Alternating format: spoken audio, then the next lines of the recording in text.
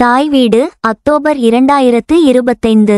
மலையக நாட்டார்ப்புற கலைகளும் மனித உடல் உள நன்னிலைகளும் ஒரு ஆய்வு. எழுதியவர்கள் ச. லக்ஹரன் மற்றும் க. கஜவிந்தன். வாசிப்பவர் ச. லக்ஹரன். கலை என்பது வெறும் படைப்பாக்கம் மட்டுமல்ல, அது மனித சிந்தனையில் உதித்த ஓர் உன்னத வெளிப்பாடாகும். உலகத்தோரின் உன்னத படைப்புகளுள் நாட்டார் கலையும் ஒன்றாகும். மனித வாழ்வின் பல்வேறு காலகட்டங்களோடு இடர்ந்தட கலந்த நாட்டாரியல் கூறுகள் காலங்காலமாக இயைந்து செழுமை பெற்று வந்துள்ளன. மனிதனின் நாகரிக நிலைப்பாடுகள், பண்பாட்டு கூறுகள், வாழ்க்கை முறைகள், பழக்க வழக்கங்கள், நம்பிக்கைகள், உணர்வுகள், உணர்ச்சிகள் ஆகியவற்றின் வெளிப்பாடாகவும் உட்கூறாகவும் அமைந்த நாட்டார் கலை படைப்பாக்கமானது மனிதனின் உடல் உள ஆன்மீக ஈடேற்றத்திற்கு பெரிதும் உதவுகின்றது. காத்தவராயன் கூத்து, பொன்னர் சங்கம் நாடகம், பன்னிசைகள், கரகாட்டம், ஒயிலாட்டம் போன்றவை மக்களின் வாழ்க்கை தரங்களை உயர்த்தி உடல் உள மற்றும் ஆன்மீக வாழ்க்கையில் ஆரோக்கியத்தை கட்டியெழுப்புகின்றன. அந்த வகையில் நாட்டார் கலைகள் ஏனைய கலைகளிலிருந்து வேறுபட்டாலும் அதன் அம்சங்கள் மனித நாகரிகம் தோன்றியிலிருந்து இன்று வரை பேசப்பட்டு வருகின்றது. ஏனைய கலைகள் உள்ளத்திற்கு மகிழ்வை தந்தாலும் உடலிற்கு பெரிதும் உற்சாகம் தருவதாக இல்லை. ஆனால் நாட்டார் கலைகள் மனிதனுக்கு உடலியல் ரீதியான பயிற்சிகளை வழங்குவதுடன் உடலின் உள்ளார்ந்த உறுப்புகளையும் அதன் ஆரோக்கியத்தையும் பாதுகாக்கின்றன. உளவியல் ரீதியாக பார்க்கும் பொழுது மனித மனங்களை மேம்படுத்தவும் மனநல பிரச்சனைகளை தீர்க்கவும் நாட்டார் கலைகள் பயன்படுத்தப்படுகின்றன என்பது குறிப்பிடத்தக்கது. இசைக்கலைகளை மனநல மேம்பாட்டுக்கு முக்கிய பங்கு வகிக்கின்றன. இசைக்கலையுடன் கூடிய நாட்டார் கலைகளின் வளர்ச்சி மக்களின் வாழ்வியல் அம்சங்களை பிரதிபலிப்பதுடன் அவர்களின் கற்பனை திறன், உள ஆற்றுப்படுத்த நுட்பங்கள், சகிப்புத்தன்மை ஆகிய உளவியல் உள்ளீடுகளை வலுப்படுத்துவதன் மூலம் மனித மேம்பாட்டிற்கு பங்களிப்பு செய்துள்ளன. இந்த நாட்டார் கலைகள் வாய்மொழி இலக்கியம், நாடோடி பாடல்கள், கிராமிய இலக்கியம், நாட்டார் பாடல்கள் என பலவாறு குறிப்பிடப்படுகின்றன. மலையக நாட்டார் கலைகள் இத்தகைய அம்சங்களுடன் உடல் மற்றும் மன ஆரோக்கிய மேம்பாடு ஆகியவற்றுக்கு பெரிதும் பங்காற்றுகின்றன. பழந்தமிழர்களின் கலைகளை நாம் இருவகையாக பிரிக்கலாம்.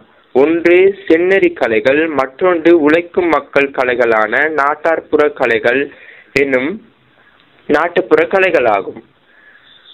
கலைகளை ரசித்து மகிழ்வது ஒரு சாரார் நிலைப்பாடு.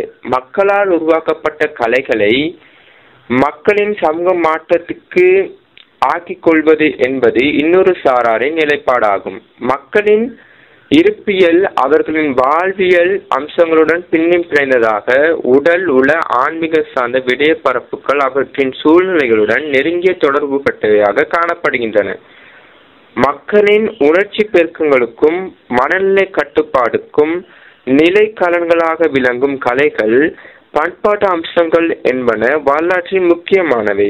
யதார்த்தமான சிந்தனையத்தின் வழியாக உண்டாகும் உணர்ச்சிகளின் பெருக்கம் அவர்களது கிராமிய மற்றும் கலை பண்பாட்டின் ஊடாக வெளிப்படுகின்றது.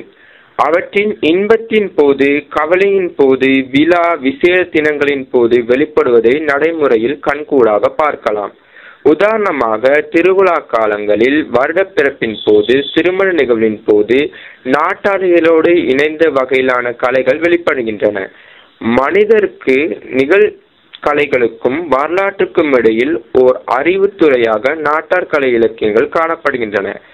பொதுவாக இது நாட்டார் வழக்காட்சியினை அடிப்படையாக கொண்டு சமூகத்தின் நிலை மாற்றங்களும் வரலாற்று நாகரிகங்களும் வளர்ச்சி பெற்றுள்ளன. இதன்படி நாட்டார் வழக்காட்சியல் கூறுகள் நாடகம், சடங்கு, கதையாடல், இசைக்கருவி, ஆட்டம் என்பவற்றை உள்ளடக்குகின்றன. வட்டாரம், மதம், சாதி, இனம், மொழி, வாழ்வியல் போன்ற பண்பாட்டு கூறுகளை கூத்து, நாடகம் ஆகிய கலைகள் தெள்ள தெளிவாக விளக்கியுள்ளன. நாட்டார்கலை என்பது கடந்த காலம் சார்ந்த ஒரு உரைப்பொருளாக மாத்திரமல்லாமல் அது வளர்ந்து வரும் தன்மை கொண்டதாக காணப்படுகின்றது. உழைக்கும் மக்களின் நோக்கில் நாட்டார் கலைகளையும் கலைஞர்களையும் அதன் அணுகு நாட்டார் வழக்காட்சியையும் அதன் பயன்பாட்டையும் இன்று குறைவாக காணக்கூடக்கூடியதாக உள்ளது. நாட்டுப்புற கலைகள் இரண்டு வகைப்படும். அவை சடங்குமுறை கலைகள், தொழில்முறை கலைகள் ஆகும். பெண்களால் ஆடப்படும் சடங்குமுறை ஆட்டங்களின் ஒன்று கும்மி ஆட்டம் ஆகும். அது அம்மன் விழாக்களில் முளைப்பாரி எடுத்து ஆடப்படுவதாகும். கரகாட்டம் எனப்படுவது இரு பெண்கள் இணைந்து நையாண்டி மேளத்திற்கு ஏற்ப ஆடும் தொழில்முறை ஆட்டமாகும். இவர்கள் கலையை தொழிலாக கொண்டவராக விளங்குகின்றனர். குறிப்பாக மலையக தமிழர்கள் இந்தியாவிலிருந்து தொழில் நிமித்தம் அழைத்து வரப்பட்டார்கள். இந்தியா ஒரு சாதிய சமூக நாடாகும். இனக்குழு சமூக அமைப்பாக இருந்த போது ஒவ்வொரு இனக்குழுவும் ஆடற்கலையினை கொண்டிருந்த நிலையில் வேதகால வளர்ச்சியில் சாதி அமைப்புகளாக உருவாகின. மலைய மக்களிடம் ஒருவித ஆடற்கலை காணப்படுகின்றது. தேவராட்டத்தை நாயக்கர் இன மக்களின் குறிப்பிட்ட சாதியினர் ஆடுகின்றனர். பறையாட்ட கலையை பறை இனத்தினர் ஆடுகின்றனர். நாட்டுப்புற ஆட்டங்கள் இரண்டு வகைப்படும். அவை வட்ட வடிவான ஆட்டங்கள், நேர்கோட்டு வடிவ ஆட்டங்கள் என்பனவாகும்.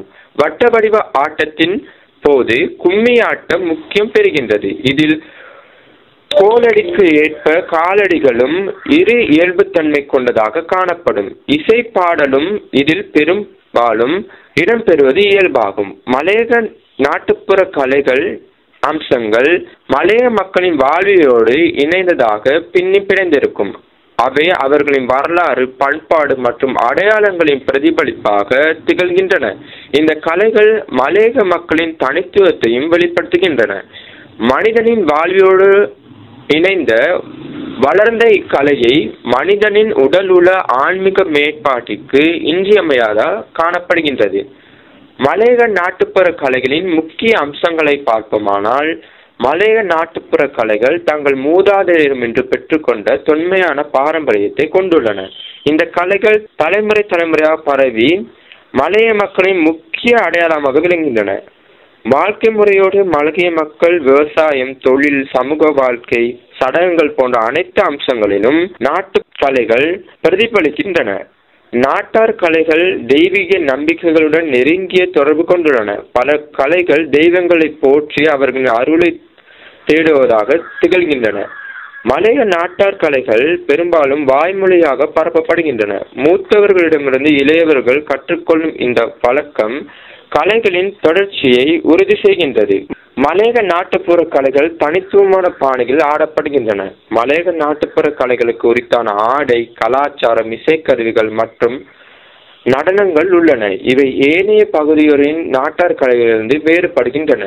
உதாரணமாக கூத்துக்கள், காமங்கூத்து, பொன்னர் சங்கர், அர்ச்சுனன் தவசு போன்ற கூத்துக்கள் மலைய மக்களின் பிரபல கலைவடிகள் ஆகும். நாட்டுப்புற பாடல்கள், தாலாட்டு, ஒப்பாரி, தொழிற்பாடல்கள் போன்ற பல்வேறு வகையான நாட்டுப்புற பாடல்கள் மலைய மக்களின் வாழ்க்கையின் ஒவ்வொரு கட்டத்திலும் இடம்பெறுகின்றன. நடனங்கள், கும்மி, கோலாட்டம் போன்ற நடனங்கள் மலைய மக்களின் மகிழ்ச்சி தருணங்களில் ஆடப்படுகின்றன. கைவினை பொருட்கள், மலைய மக்கள் தங்கள் திறமையை பயன்படுத்தி பல்வேறு வகையான கைவினை பொருட்களை உருவாக்குகின்றனர். மலையக நாட்டார் கலைகளான கூத்துக்கள், கரகாட்டம், ஒயிலாட்டம், கோலாட்டம், காவடியாட்டம், கும்மி, பறையாட்டம் மற்றும் ஒப்பாரி போன்றவை மலைய மக்களின் வாழ்வியோடு பின்னி பிணைந்தவை. இவை அவர்களின் வரலாறு, பண்பாடு அடையாளங்களின் பிரதிபலிப்பாக திகழ்கின்றன. இந்த கலைகள் மலைய மக்களின் உணர்வுகளையும் மனோபாவத்தையும் வெளிப்படுத்துகின்றன. மலையக கூத்துக்கள் மிகவும் பழமை வாய்ந்ததாகவும் பாரம்பரியம் கொண்டதாகவும் இருக்கின்றன. இவை பெரும்பாலும் மதம் சார்ந்த கதைகளையும் புராண கதைகளையும் அடிப்படையாக கொண்டவை. இதன் மூலம் மக்கள் தங்களின் நம்பிக்கைகளையும் மதிப்புகளையும் வாழ்க்கை நெறிமுறைகளின் மீதான ஈடுபாட்டையும் வெளிப்படுத்துகின்றன. அத்துடன் மன அழுத்தத்தை குறைப்பதற்கு நாட்டார் கலைகள் ஈடுபடுவது அவசியம். மனதை ஒருமுகப்படுத்தி மன அழுத்தத்தை குறைக்கவும் ஆரோக்கியமாக வாழவும் கலைகள் உதவுகின்றன. இந்த கலையை பாதுகாப்பதும் நம் பாரம்பரியத்தை பாதுகாப்பதும் சமன். நவீன உலகில் நாட்டார் கலைகள் மறுக்கப்பட முடியாதவையாகவும் இளைஞர்கள் நவீன கலாச்சாரத்தில் ஈர்க்கப்பட்டு பாரம்பரிய கலைகள் மீதான ஆர்வம் காட்டுவது குறைந்தும் காணப்படுகின்றது. இதனால் பல கலைகள் அழிந்து போகும் அபாயத்தில் உள்ளன. மலையக நாட்டார் கலைகள் ஒரு சமூகத்தின் அடையாளம் மற்றும் பாரம்பரியத்தின் அடையாளமாக காணப்படுகின்றது. இந்த கலைகள் அழிந்துவிட்டால் மலையக மக்களின் தனித்துவ அடையாளமும் அழிந்துவிடும். எனவே இந்த கலைகளை பாதுகாப்பது, வருங்கால சந்ததியினருக்கு கொண்டு செல்வதும் நம் அனைவரதும் கடமையாகும். நன்றி.